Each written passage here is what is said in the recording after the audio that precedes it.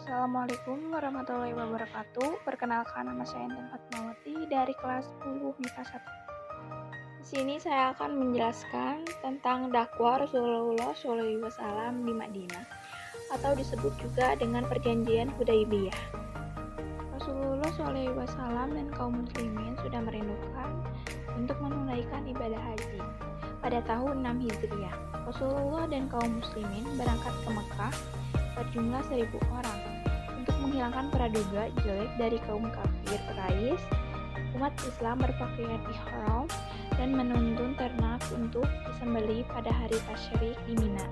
Untuk sekedar menjaga diri, mereka membawa pedang yang disarungkan. Perjalanan ke Madinah.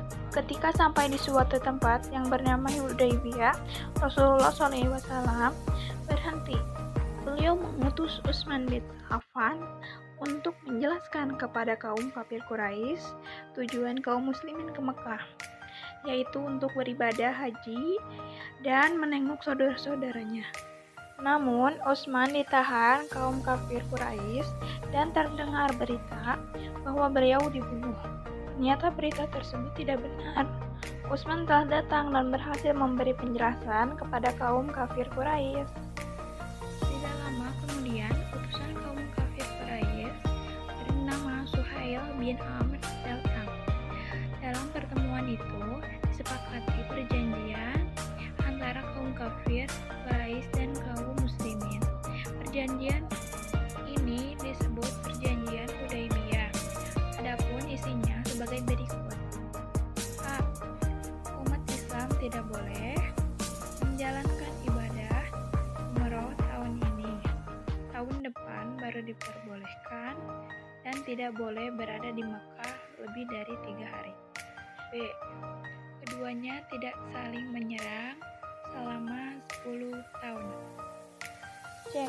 Orang Islam yang lari ke Makkah atau disebut dengan murtad diperbolehkan, sedangkan orang kafir Makkah yang lari ke Madinah atau disebut dengan masuk Islam harus ditolak.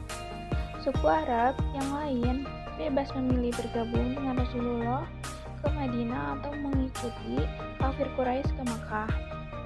E. Kaum muslimin tidak jadi melaksanakan ibadah umroh tahun ini, tetapi ditangguhkan sampai tahun depan. Nampaknya, isi perjanjian ini merugikan kaum muslimin. Tetapi, hikmahnya sangat besar. Masa 10 tahun dapat dimanfaatkan untuk berdakwah dengan bebas tanpa khawatir ada gangguan dari kaum kafir Quraisy. Sekian dari saya, maaf jika ada kesalahan dalam tutur kata.